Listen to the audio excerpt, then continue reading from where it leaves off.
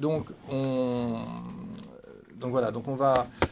L'idée, c'est qu'il y aura dans ce document, en fait, ça c'est le document de l'exposition, effectivement, et puis il y a, voilà, il y a l'autre exposition aussi sur les objets connectés, en fait, hein, qui va se faire, et puis il y a surtout l'événement avec, on va dire, l'officialisation et l'accueil des 115, je crois, 116. autres 116 villes créatives, donc via l'UNESCO, hein, donc. Et donc là, l'idée, effectivement, c'est que pour ce document-là, ce livre, bah, le lecteur puisse vous lire sur cette question de la ville, ce que ça signifie pour une ville comme Enghien-les-Bains que d'être une ville créative, ce que ça signifie aussi pour les habitants, hein, parce que l'idée c'est de comprendre ce que ça signifie pour la ville, mais aussi donc forcément pour les habitants, voire même les franciliens, et la vision qu'il peut y avoir derrière. Voilà, hein. Là je vous ai résumé en gros ce dont on va parler pour ce support, on va dire, je sais pas s'il est signé par le Centre des Arts, mais je crois que oui, hein. Oui, C'est le Centre des Arts qui le signe. c'est le Centre des Arts qui est à l'origine et qui en est toujours. Aujourd'hui, bon, c'est vraiment la cheville, la clé de voûte. Pas la cheville ouvrière, c'est la clé de voûte de notre écosystème de culture numérique. Modestement de Smart City, parce que bon. On n'est pas encore au niveau vraiment d'une Smart City, parce que d'abord la ville est un peu âgée dans son infrastructure. Bon, même si nous sommes fibrés à 100% depuis déjà 2-3 ans, on a beaucoup dématérialisé, que nous avons une capacité à intégrer également tout ce qui est réalité augmentée dans notre vie culturelle. Mais il est évident que nous sommes, comment dire, une sorte de paradoxe. J'aime bien, moi, les paradoxes, parce que ils nous mettent toujours en équilibre. J'essaie d'être un homme d'harmonie. Il faut trouver le bon paradoxe. Parce qu'au fond, c'est être sur un fil. Est-ce que c'est une ville où la population est relativement âgée, en fait, Non. Ou pas Non, il y a, voilà. Enghien est une petite ville de 12 000 habitants, dont on dit que sa population est âgée parce que c'est la population stable. Nous avons un très fort turnover dans notre ville. Environ 8 à 10% de la population s'exode chaque année. C'est lié à beaucoup d'éléments. D'abord parce que nous avons beaucoup de cadres qui travaillent sur la Défense, sur Paris, qui ont une mobilité professionnelle. Nous avons beaucoup de jeunes couples qui viennent s'établir sur Enghien, vraiment leurs premières années. Notre habitat n'est pas suffisamment bien équilibré pour assurer ce qu'on appelle le parcours résidentiel, ce qui veut dire que très vite, si un enfant ou deux arrive, ils ne trouvent pas à leur prix le bon logement. Donc il faut qu'ils quittent. Nous avons, là, les déménagements fleurissent en ce moment, et par là, notre population qui, elle, reste stable est plus âgée. C'est la plus âgée. Alors beaucoup, même, ils ont 40 ans de résidence. C'est un phénomène qui est franchement lié à notre déficit en termes d'offres d'habitat. On essaie aujourd'hui vraiment de compenser par une politique forte de construction, mais très difficile, on n'a pas de réserve foncière, on n'a rien du tout, nous. Donc, les logements sociaux, on en produit 50 en moyenne par an. Mais il faut trouver des terrains, c'est-à-dire des maisons qu'on va démolir. Ou alors, l'idéal pour nous, c'est quand on arrive à acheter en bloc un collectif qui appartenait à un bailleur unique, ses propriétaires d'hier, qui avaient leurs immeubles de rapport, comme on disait. Et là, on les transforme. Voilà. On les revend à un bailleur social. On en a en cours, là, en ce moment, avec Freya. Et autrement, c'est très difficile. Là, j'ai un très gros projet sur la gare de 76 logements sociaux magnifiquement placés, une orientation, une qualité. Ça y est, c'est le scandale. Ils ont fait un tel... Parce qu'il fallait une DUP pour en finir avec les acquisitions foncières. Je n'avais jamais fait de DUP en 28 ans. Jamais. Jamais. Là, je suis obligé... le commissaire enquêteur bon, il met un avis favorable, mais il a sorti d'une recommandation comme quoi il faut l'unanimité après concertation sur le choix architectural. C'est impossible l'unanimité sur un choix architectural. Impossible. C'est tellement subjectif. Oui. Ah, non, mais c'est une manière de me coincer. Hein. Bon, je crois qu'on va réussir la fin de notre acquisition, puis il y avoir des UP, se la garderont. Voilà. Non, mais pour dire, voilà, on est constamment, c'est très difficile. Mais alors, notre ville... Voyez, alors donc voilà, notre ville créative. Notre ville, voilà, ouais. C'est une ville... j'ai conjugué, depuis que je suis maire, c'est vraiment le slogan que j'ai pris en 1989, tradition et innovation. Nous avions le sentiment, donc il y a 28 ans aujourd'hui, qu'on était aussi gardiens.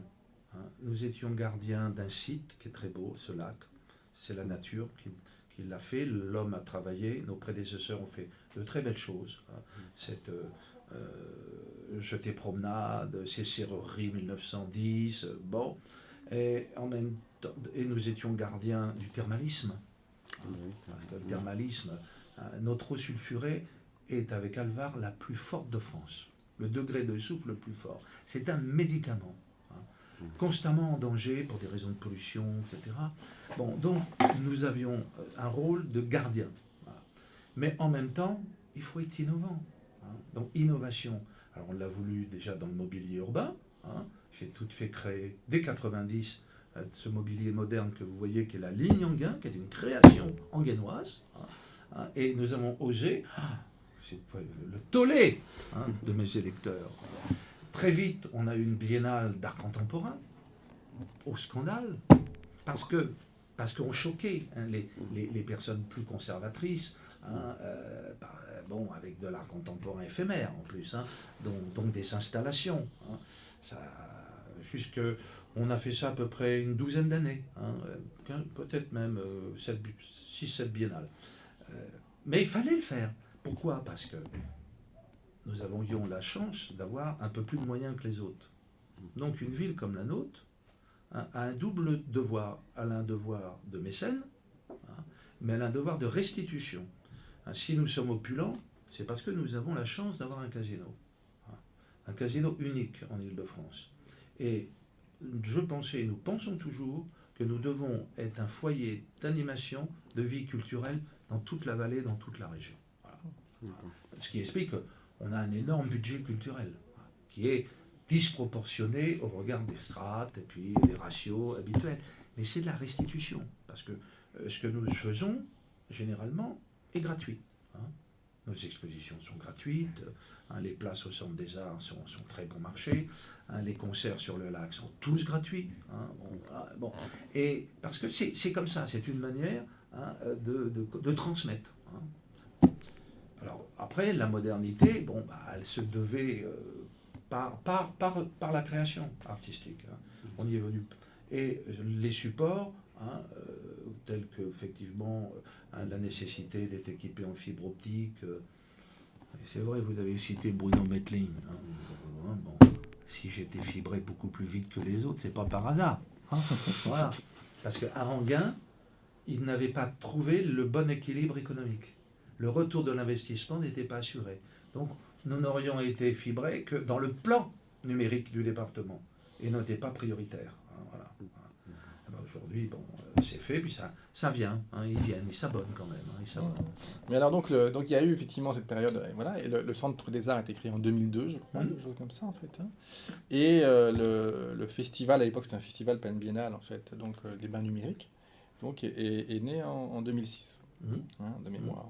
Donc voilà, ça c'est finalement la même histoire qui a continué. Oui, c'est la même histoire, mais vous voyez, moi j'ai des visions, j'essaie de les partager. J'ai la chance d'avoir des collègues qui ont accepté que on est une danseuse un peu, Centre des Arts, voilà, mais ils ont compris à un moment donné que ça renforçait notre identité. Une identité d'une ville qui est différente et qui a des devoirs. Un devoir aussi de transmettre ou d'anticiper. Mais l'empirisme, si j'ai des millions, l'empirisme joue beaucoup. Donc quand je vois une opportunité, je me dis, mais c'est bon pour nous, ça. Hein. Voilà, il faut la prendre. Ou alors, c'est parce que je me dis, il faut les aider. Hein. Voilà, c'est des coups de cœur. Et quand ce centre des arts, j'ai attendu combien 10, 12 ans pour le faire construire, parce qu'on n'en avait pas les moyens. On a eu des contentieux sur le site. Bon, il aurait dû être beaucoup plus grand. Hein. Bon, on a été un peu contraints par le foncier qui nous restait. Et puis surtout, il fallait revendre une partie du terrain pour pouvoir financer. On n'était pas aussi riche qu'on a été. On a été vraiment dans une grande difficulté économique et financière quand je suis devenu maire. J'ai hérité à l'époque, il y avait 125 millions 89. de dettes. 89, 125 millions de dettes. On était exempt. Hein. Le casino était moribond. Hein, et c'est petit à petit qu'on a été chercher des jeux nouveaux, qui m'ont fait confiance, que Pierre Jox m'a donné les premières tables de roulette. Je peux vous dire, aller convaincre Pierre Jox, c'était pas rien. Hein, on a dit qu'ils allaient faire un paradis fiscal. Je dis non, je vous promets, les impôts vont continuer à augmenter, mais je le réinjecte dans le système. Voilà, je vous promets, je réinjecte dans le système. C'est ce qu'on a fait. Alors petit à petit, on a grandi, et à partir de 2001, où les machines à sous sont arrivées, on a connu 10 ans, c'est fini depuis 2012, on a connu 10 ans de véritable opulence. Voilà. Et c'est ce temps-là qui nous a permis d'abord de nous équiper bien. Hein, on a une très belle école de musique avec aussi toutes les technologies nouvelles. Vraiment, il y a là un très bon équipement, puis d'autres au niveau congrès. Et en conséquence, quand on a créé le Centre des Arts, j'avais souhaité, après ces 10 ans d'attente, qu'on se consacre à la musique, à la danse et à l'image. C'était là. Donc, l'image, on a démarré sur le champ, sur photo, cinéma, bien sûr, avec quelques expos super belles. Notre première expo a fait conjuguer à travers Carlos Saura l'image à travers le cinéma et la photo. Il nous a amené 11 inédits. On est venu toute la France pendant des inédits de Carlos Saura. Toutes ces photos des années 54. Photos extraordinaires. Bon, voilà. Et puis après, on a été vers des photographes moins réalistes, plus fantasmagoriques, plus durs, Fouquet et quelques autres. Et puis, un hasard, donc la musique, bien sûr, la danse, bien sûr, mais vous allez voir, c'est la danse et l'image qui se sont alors rencontrés. Et Dominique est marié à une japonaise, Shachiko, et donc un mouvement un peu, et on reçoit un jour un ami qui s'appelle Kanji Murakami, âgé, retraité, l'inventeur de la console Sega, pas malheureux en plus, non. Et il était en train de mettre au point la 3D. Mais alors, il tâtonnait avec double objectif, les machins, son ordinateur. Il s'est passionné d'Anguin. Et il nous a amené très vite un très beau spectacle qui s'appelait...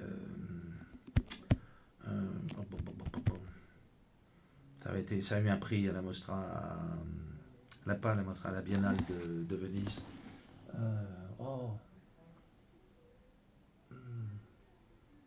Nirvana. Très beau, avec et sur effectivement des effets chorégraphiques, évidemment asiatiques, japonais. Bon. Puis il a continué à travailler. Nous, on a créé un laboratoire avec des emplois jeunes, de jeunes ingénieurs. Voilà. Puis bon, on s'est développé et on est devenu vraiment un petit centre de recherche sur la création numérique, parce que le numérique est rentré dedans, très très vite. Et le lien avec la danse, il s'est fait de manière assez exceptionnelle lorsque... Alors, ce sont nos amis de Montréal, Electra notamment. Elle s'appelait Isabelle Choignet, toujours danseuse, chorégraphe encore aujourd'hui, qui associait l'image et la reproduction, la réflexion des mouvements de la danseuse sur l'écran par des capteurs. Voilà. Puis très vite, on a fait un lien, nous, avec le professeur Estienne de l'Université de Rouen, de la Fac de médecine de Rouen, qui travaillait sur la décomposition du mouvement en vue de l'appareillage orthopédique et des robots. Hein.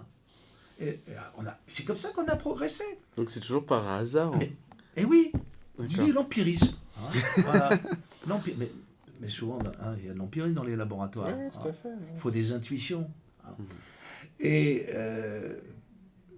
Dominique a alors créé très vite le RAN, Réseau d'art numérique. En 2007, je crois. Ouais, très vite. Mais donc il a créé juste après la première festival des bains numériques. Oui, absolument. Mais comment il a eu l'idée de faire... Alors, les bains numériques, c'est très simple. Hein. C'était dans, l'ADN, au fond, des cultureux. Ils aiment bien se rencontrer, hein, ils aiment bien échanger, hein, à la fois, s'impressionner réciproquement, hein, parce que c'est pas que de l'échange, hein, il y a peut-être un petit peu de sympathique vanité, hein, là-dedans. Donc, il a organisé les premiers bains numériques, n'étaient qu'une rencontre professionnelle de son réseau, justement. Hein. Donc, elles sont venues très vite. Notre premier partenaire, c'était le Centre d'art contemporain de Mons, hein, Philippe Franck, hein, notamment. Hein, ça a été rapidement, effectivement, les champs de Québec, hein, Montréal, Québec, Tokyo, Taïwan, beaucoup travaillé avec nous pendant un premier temps. Puis, le réseau s'est élargi. Puis moi, j'ai dit, écoutez, c'est bien gentil, vous me demandez de l'argent parce que ça coûtait un peu. Vous êtes là, une centaine de professionnels, vous projetez, vous caressez le nombril hein, pendant 3 jours, hein, mais personne n'en profite.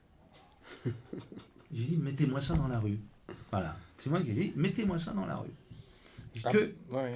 Ça soit partagé. Ouais, c'est pour ça que les premières éditions des bains numériques ne sont pas connues du tout. Elles ne peuvent pas. La première, la deuxième, la troisième, en fait, sont totalement inconnues. Ouais. À cause de ça. À cause de ça. Parce que j'ai dit à un moment donné, allez-y. Et alors, dans la rue, on a commencé à voir, je me rappelle, un des premiers qui a participé, c'est Miguel Chevalier. Hein, ouais. Et c'était la quatrième qui a commencé à être la plus officielle. Moi, je pense. Des choses comme ça, de mémoire, en fait. C'est ça. Alors, au départ, elles étaient annuelles, puis vu le coût, hein, j'ai dit, attendez, là, il faut qu'on passe en biennale, parce que ça coûte un peu d'argent. Hein, une biennale comme... Et donc le RAN s'est créé juste après les premiers bains numériques, à un moment où ce n'était pas encore ouvert au public. Non, du tout. Ouais. Du tout. Voilà. C'est là le mécanisme qui s'est enclenché. Et au fur et à mesure, cet événement professionnel, via le réseau des arts numériques, il y a tout le reste. Tout le reste, la reconnaissance du ministère, qui n'est pas neutre, hein, parce que même s'ils ne nous apportent pas grand-chose financièrement, mais on a besoin dans leur label. Hein, et puis l'idée ensuite des concours, hein, des prix, les prix. Voilà, tout est venu. Et l'événement a pris sa place. Hein, Cap Digital est venu donc en partenaire. Moi j'avais la chance, puisque le département m'avait confié le mandat de le représenter au CA, donc c'est plus pratique. On peut mieux connaître Patrick. Aujourd'hui, il s'appelle... c'est pas Boniface, non... Il s'appelle le président de Cap Digital. Je sais plus, là, honnêtement. Stéphane. Je connais Cap Digital, mais je ne connais pas le nom du... Voilà, donc c'est du développement qui s'est fait par émotion, par partage. Et ce qui a conduit, c'est tout repose sur Dominique et son équipe. Il a des jeunes gens incroyables. Là. Bon, ça aussi, c'est... et en 2000, il a eu l'idée donc, des réseaux UNESCO. Hein. Voilà, là, on arrive en 2011, il nous a un petit peu raconté, 2011. Il commence à avoir cette idée-là, ce désir de ces villes créatives de l'UNESCO. À l'époque, il n'y en avait pas 116, il y en avait 65, il nous a dit... Non, nous avons dû être la 67e ou 69e. Hein, voilà. Ouais. Aujourd'hui, il y en a 116, donc c'était novembre 2013. Et puis... Donc Enghien est devenue une des villes créatives de l'UNESCO, voilà. dans le cluster Média Art, c'est-à-dire art numérique. Voilà. Alors, donc, comme vous le savez, mais il y a 7 catégories de villes créatives. Oui. Bon, donc, avec des catégories que je trouve... gastronomie. Un peu historiques. Oui, l'artisanat. L'artisanat... oui, on est toujours dans la création artistique, hein, mais bon... très bien. Hein. Et surtout que les villes qui sont dites par exemple, en littérature ou bien en artisanat, elles sont tournées, non pas sur demain, elles sont conservatrices. Ah ouais, quand je vois à Kanazawa, où c'est les arts traditionnels, et notamment qui reposent surtout sur la poterie. Ils ont 2-3 potiers historiques. Ils sont en quelque sorte héritiers d'une lignée. Ils sont presque des seigneurs. Vous savez, c'est 200-300 ans parfois de lignée. Des céramiques qui valent 100 000 €, des trucs incroyables. Mais c'est que même si c'est des créations plutôt contemporaines, on est complètement dans le passé. Je vois pas où on est créatif. Voilà. En tout cas, là, ce qu'est en train de monter Dominique avec Kanazawa et avec la réalité virtuelle. Absolument. Là, on réinvestit. Mais nous, on s'est trouvé très vite, en revanche, on a rencontré très vite nos amis de Sapporo. Alors, eux qui sont eux aussi en art numérique, on a fait un protocole, une sorte de petit jumelage, rendez compte, 1,7 million d'un côté, 12 000 habitants. Et c'est bien parce qu'on se sent de plein pied. Et par là, l'amitié que nous avons, alors, personnellement pour Dominique avec le Japon, pour moi, à travers mes responsabilités économiques départementales, puisque le Val d'Oise est partenaire d'Osaka depuis 28 ans, 70 entreprises japonaises en Val d'Oise, donc c'est quelque chose de très relationnel. Et nous avons, nous, une relation particulière. On va parler au cluster national que représentent les 8 villes créatives japonaises. Voilà, ça, c'est très important pour nous. Et puis ensuite, c'est à Kanazawa, j'inverse toujours les premières syllabes, nous avons eu l'idée, vraiment ça a germé, on était ensemble vraiment à la même table et on a dit, mais on avait réuni, c'était l'atelier des villes numériques, mais j'ai dit, il ne suffit pas de rester aujourd'hui autour de cette table, il faut demain continuer à se voir et à faire réseau. On a eu l'idée du cluster. Voilà. C'est venu d'Anguin. C'est venu d'Anguin. D'accord. C'est venu d'Anguin. Cluster qui est très facile à animer parce que d'abord ils ne sont pas très éloignés. C'est York, bon il y a Tel Aviv, il y a Diallo, c'est Dakar, Tel Aviv, Linz, York. Donc Sapporo. Sapporo qui est un peu plus loin, Austin il me semble. Oui, tout à fait. Qu'est-ce qu'on a encore? Lyon, qui ne bouge pas trop. Ils sont un peu plus mastodontes que les autres, donc voilà. Et c'est ça, voilà comment c'est parti. Parce qu'à l'époque, en fait, c'était il y avait d'autres clusters qui existaient, par exemple sur le cinéma ou la musique, mais il n'y en avait pas sur les villes numériques. Je ne sais pas s'il en existait, je ne sais pas. Peut-être pas. Je ne sais pas. Ouais. Je crois que l'idée du cluster est née à ce moment-là. D'accord. Est venue par nous pour dire qu'il ne suffit pas de se voir tous les ans. Il faut vraiment des points communs, il faut travailler ensemble. Il faut travailler en commun. Ouais, il faut travailler en commun. Il faut travailler en commun. Et Data City, c'est une expression de ce cluster de oui, parce qu'effectivement, chacun y a travaillé. Mais alors, justement, maintenant, depuis novembre donc 2013, Enghien-les-Bains, est sans aucun doute l'une des plus petites, mais la plus petite, mais est une ville créative. Donc, alors, ça veut dire quoi, ville créative, et qu'est-ce que ça représente Alors, créatif, pour moi, enfin pour nous, c'est pas pour moi, pour nous, c'est d'abord inviter des créateurs. C'est être en quelque sorte une plateforme vraiment d'expression et devenir dans une ville où un certain esprit conservateur perdure, devenir passeur. Devenir passeur de savoir, d'images universelles, d'images artistiques, d'images sociétales. C'est ça l'idée pour nous.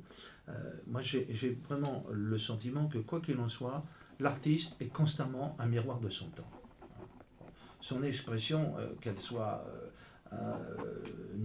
minérale, qu'elle soit picturale, qu'elle soit numérique, il est un miroir de son temps. Il exprime parfois trop fortement son propre désarroi ou ses aspirations, son âme, mais il est en même temps, je suis désolé, il y a quelque chose de très fort. Et permettre justement de faire rencontrer les publics et les artistes et d'avoir des lieux d'expression et de pédagogie, je crois que ça c'était très important. C'est la raison de la candidature en fait. La raison. Parce que quand Dominique vous a proposé cette candidature, c'était quoi les arguments qui vous fait que vous avez été convaincu de dire il faut... J'ai dit oui parce que il y avait la première raison, je dis, c'était être en réseau. Je crois beaucoup, moi je pense que, d'ailleurs, l'universalité qui se dessine, c'est le réseau. Oui, tout à fait. Bon, des communautés, des communautés d'intérêt, des communautés de partage, et c'était là pour nous une belle labellisation. C'était rentrer dans une très grande famille. Voilà. Et sans s'isoler, parce qu'on a très vite vu, c'est vrai qu'on est proche, que le design est à côté de nous. Et d'ailleurs, il y a tout de suite entre les élus, le maire adjoint à la culture de Saint-Étienne et nous, tout de suite, on s'est mis à travailler. Ça, c'est très intéressant. Voilà. La deuxième, d'être reconnu par l'UNESCO, il y a une image de reconnaissance politique. Je ne l'exclus pas. Une sorte de vanité. Les Anguennois, on ne pouvait pas savoir comment ils étaient fiers. Bon. Jusqu'au moment où on avait comme ça collecté quelques labels. Vous savez, on a été le 100e agenda 21 de France, on était ville UNESCO, on est ville Amie des enfants. Je dis, il ne suffit pas de collectionner le label. Il faut que le label dise quelque chose. Jusqu'au moment où, notamment là, on est dans on appelle la deuxième session de l'agenda 21, je dis, mais je m'en fous complètement de la reconnaissance officielle. Ce qui est important, c'est qu'on fasse du développement durable. Et c'est pas facile. Parce que c'est pas facile. Voilà. C'est-à-dire que le label, en fait, est aussi un moteur, quelque part. Il est un moteur. C'est comme quand on travaille. Parce que les gens n'osent pas le dire, mais on n'a pas fait le boulot. On dit, j'ai commencé et je vous le rends à telle date. Comme ça, on est obligé de le faire. Tout le monde fonctionne comme ça. Mais c'est vrai. C'est-à-dire qu'on s'oblige soi-même. C'est vrai. Parce qu'on trouve que c'est intéressant de le faire. Et après, on boit peut-être un peu trop, je ne sais quoi, mais on avance. Tout à fait. C'est tout à fait ça. Ce qui va avec le pragmatisme, d'ailleurs. Mais quand vous vouliez faire le réseau, pourquoi ne pas juste s'être limité au Grand Paris, par exemple ? Oui, mais la notion de Grand Paris ne faisait qu'émerger à l'époque. Ah oui, d'accord. Vous savez, la réflexion sur le Grand Paris, c'est 2009, le premier concours des grands urbanismes. Et là, Sarko et ses proches, ils ont eu une très belle idée. Il fallait enfin faire bouger Paris. J'étais au MIPIGN, la première fois que j'y allais, et il y avait là le pavillon, Île-de-France, avec Paris. Oh là là, c'est extraordinaire. Les 57 projets de la métropole. Mais c'est super, il y a des trucs extraordinaires. Pas seulement en termes d'architecture pure, mais de contenu. De contenu. Et je dis, non, on est en train de changer la ville. Paris a été entre, je ne sais pas moi, 1950, mettons la libération, les 39, puisque plus rien ne s'est fait, et puis une ville achevée. Une ville achevée. Qu'est-ce qu'on faisait ? Rien. Périphérique. Bon, mais je veux dire, une ville achevée. Là, on repense la ville. Je trouve. Au-delà d'ailleurs de toutes parce qu'on sait très bien que c'est beaucoup plus transversal que ça, mais c'est vrai que lorsque Delano est arrivé, il a transformé complètement la logique même de la ville. Il a transformé absolument.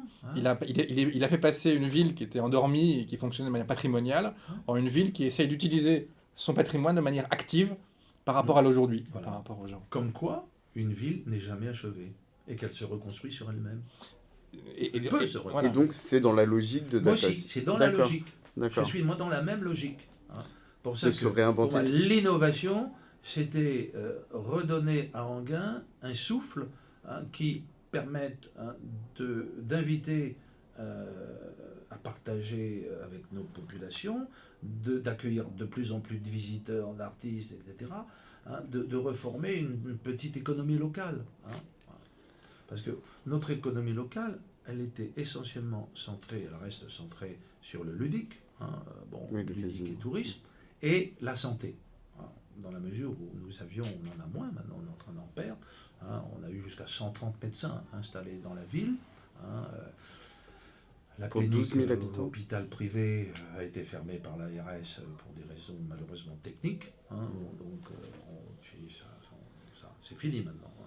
Voilà, donc, il me dit, il faut que cette ville vive. Il faut qu'elle vive par l'extérieur et aussi par et pour l'intérieur.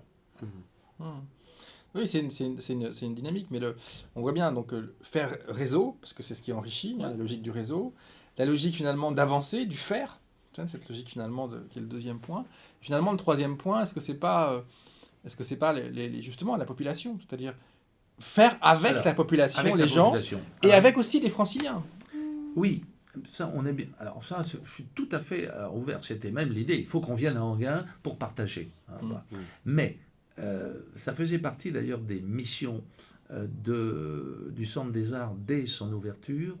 Nous voulions à la fois faire de la diffusion, de la création et de la formation des publics. Et le rôle de ce qu'on appelle un peu pompeusement la médiation culturelle a été très largement mis en œuvre et continue. Je peux vous dire que nous, les écoles, vous seriez venus tout à l'heure, vous aviez une classe d'école maternelle qui partait au Centre des Arts. Voilà. Et c'est constamment. Avec nos écoles primaires, avec le collège, avec... voilà. Sur tout le monde académique est en lien avec ce lieu de création. Alors, ils y vont, bien sûr, pour les expositions, ils y vont pour vraiment des véritables petits séminaires, pour des séances de cinéma, puisqu'on est à Essai, voilà. Et également, nous avons la même démarche à l'égard des adultes. On a eu des cycles entiers, il n'y en a pas cette année, d'initiation à l'art contemporain. Mais est-ce qu'il y a des lieux dans la ville où la population peut créer... Par exemple, je prends un exemple, il y a un établissement à Paris, le 104, qui est mis à la disposition de la population. Ils ont tellement de place, c'est merveilleux. Ça. Moi, j'aimerais bien aimé avoir une sorte de factoring. J'ai une association qui est venue me voir. Ça n'a pas débouché. On n'a pas débouché. On leur a proposé un lieu, mais il était que éphémère, c'est-à-dire 1 an et demi. Une boutique, ils voulaient une boutique. Si vous voulez à la fois créer, puis faire rentrer un petit peu de monde. Mais l'idée, nous l'avons. Nous l'avons. De même que j'ai des structures purement associatives qui organisent à l'école de musique, au Centre des Arts, des après-midi. Voilà, donc ils viennent, c'est de la population extérieure, on ne les connaît pas trop, ils ne sont pas trop de ma sensibilité politique, mais c'est bien. Voilà, c'est bien. Je ne peux pas. On est venu me proposer ça, je dis, ça s'appelle la baignoire. Je dis, on ne peut pas refuser ça. Donc, la baignoire, ça s'appelle. Oui, la baignoire. Et ils font quoi alors, la baignoire? Donc, ils passent des après-midi, il y a autour d'un musicien, d'une chanteuse, d'un poète. C'est assez moderne, parce que c'est l'un des animateurs, c'est plutôt sa compagne, Yves Rousseau, est vraiment un contrebassiste très remarquable, à la fois, certes, un exécutant, mais aussi un compositeur. Et ça a été fort, voilà. Mais ils créent avec la population. Oui, gens. C'est purement tout ça. C'est du spontané. Voilà. C'est du spontané. Mais donc, tout à l'heure, vous parliez d'une smart city, donc ville créative, création. Est-ce que vous n'avez pas peur que, parce que la smart cities, la première, c'était New Songdo, en fait, en Corée. Mais nous, on est très loin. Voilà, c'était une catastrophe, parce que de fait, c'est des gens, des ingénieurs et des décideurs qui ont conçu des logiques avec des big data, des trucs automatiques pour les gens sans qu'ils soient mêlés. Je veux dire, est-ce qu'au fond, finalement, une smart city, quand même, c'est pas d'avant tout une ville, avant toute chose, une ville pour les gens et par les gens eux-mêmes. Bien sûr, on est d'accord. Donc, moi, je mesure les limites de la dématérialisation ou de la robotisation qu'on pourrait apporter en domotique, notamment, parce que où est le véritable bonheur de l'individu? Bon, est-ce que ça va, à un moment donné, est-ce que ça le libère? Je ne vais pas parler de la servir, mais ou est-ce que ça, au contraire, ça le contraint? Voilà. C'est une vraie question. Pour moi, c'est une question d'abord d'autonomie de l'individu. Si l'individu n'est pas autonome, il ne peut pas trouver, à mon sens, son véritable bonheur. Parce qu'il restera toujours en dépendance de quelque chose d'autre. Et ce que je crains beaucoup, moi, c'est la dépendance des technologies. Il faut d'abord les comprendre. C'est pas facile aujourd'hui. Il faut les comprendre, au sens, il y a une démarche. Moi, je ne supporte pas qu'on me mette entre les mains un outil. Je ne suis pas capable d'expliquer, je vais monter mon téléphone. Mais je veux au moins comprendre comment ça fonctionne. Voilà, les mécanismes généraux. Et on va s'habituer tellement à être dans une sorte d'alimentation, d'automatisme, que je crains, moi, pour le développement, l'harmonie de l'individu. Mais c'est ça qui est assez drôle, en fait, en vous écoutant, parce que on se dit que ce pragmatisme ou cette rencontre un peu inattendue, je veux dire, moi j'ai une vision de l'art, en fait, de l'art numérique, etc., et de ce qui m'intéresse dans l'art numérique. Ce qui m'intéresse, c'est que ce sont des dispositifs pour expérimenter, pour vivre des possibles. Et j'ai toujours considéré que l'art était intéressant lorsqu'il était ni technophile, ni technophobe, mais technocritique. C'est-à-dire que c'est un dispositif, il vous projette quelque part, il permet aux gens de se projeter dans ce dispositif. Ouais. Et ça, c'est intéressant parce que ça veut dire, c'est quoi? C'est la critique au sens noble du terme, Alors, qui ne rejette pas, mais qui n'adopte pas de manière aveugle. C'est-à-dire que, alors, moi, je comprends bien votre démarche parce que si vous êtes sur le dispositif, c'est beaucoup plus large que moi, mon aspiration. Je suis plus en effet plastique, en recherche plasticienne. Moi, je suis en image. Et là, je trouve qu'il y a des choses tellement belles, tellement exceptionnelles, que ça me donne un grand contentement. D'ailleurs, là-dessus, il y a vous avez vu, il y a des très très belles choses. Mais on a eu l'exposition d'Alex Verhals. C'est la précédente, celle de l'hiver. Waouh! C'était extraordinaire. Je l'ai pas vu. Ça a été extraordinaire. Parce qu'elle était aussi bien capable de faire de la peinture numérique. Elle nous a fait plus beau que Memling, mais mobile. Extraordinaire. Et dans des petits tableaux qui auraient pu être peints à la fin du XVIe. Et où vous avez un regard qui vous suit. C'est génial. Mais elle était aussi, elle est d'Ostende, donc je pense qu'inconsciemment, Ensor a dû... alors là, sur des... Bon, on est dans du très beau, pour moi, du très beau. Bon, voilà. Mais on revient à ce qui est essentiel. On doit toujours être dans le beau, et pas dans la provocation. Et pas dans le trop conceptuel. Mais moi, je me méfie terriblement de ça. Mais si je comprends bien votre vision, en fait, vous utilisez l'art, et notamment l'art numérique et toutes les technologies, plus comme un moteur économique et pour développer la ville et culturel. C'est pas l'objet premier, moi. S'il l'est, tant mieux. Alors là, je dis tant mieux. Si on peut en tirer une économie du numérique, je dis tant mieux. D'abord, enfin, on peut avoir une économie autour de l'art. Au fond, il y a un domaine que je trouve, on accueille chaque année, c'est comme ça que j'ai découvert. Moi, vous savez, je suis un autodidacte dans tout ça. Nous accueillons Paris FX, maintenant Digital Summit. C'est vertigineux. C'est un festival d'images, essentiellement, d'images numériques, en fait. C'est du FX. C'est du FX. C'est le rendez-vous annuel des professionnels, ça dure 3 jours. 3 jours. Vous avez là donc les plus grands post-producteurs du monde. Ils sont là et ils viennent. Bien sûr, il y a tous les faits. C'est le festival de Cannes du FX qui se déroule chez nous. Mais il y a une véritable économie là, notamment d'emploi. Du travail créatif qui donne à manger, on va dire. Parce que l'emploi, sans doute, on pourrait avoir un autre jour, parce qu'après, je vais être pris par le temps. Mais qu'est-ce qui se passe? Vous avez là allez, il y avait là les 9 majors, les grands qui étaient là. Ils ont amené 200 offres. Vous vous rendez compte? Ils ont amené 200 offres d'emploi. Sur la table. Et l'amphi était blindé d'étudiants, de Lumière, de Méliès, je veux dire, d'écoles qui venaient d'un peu partout. Ils sont tous repartis avec quelque chose, soit des stages un peu plus longs, soit un véritable emploi, des trucs. Voilà, ils sont partis en France, en Angleterre. Les grands studios. Les grands studios. Ouais, attendez, là, on est dans une économie. Le cinéma, à travers le numérique, se renouvelle. Là, sinon, c'est un art qui était voué, c'est fini, la pellicule. Donc, et ça a créé, bien sûr, une industrie parallèle qui est merveilleuse. Voilà. Parce qu'en plus, elle est très jeune. Et elle aspire.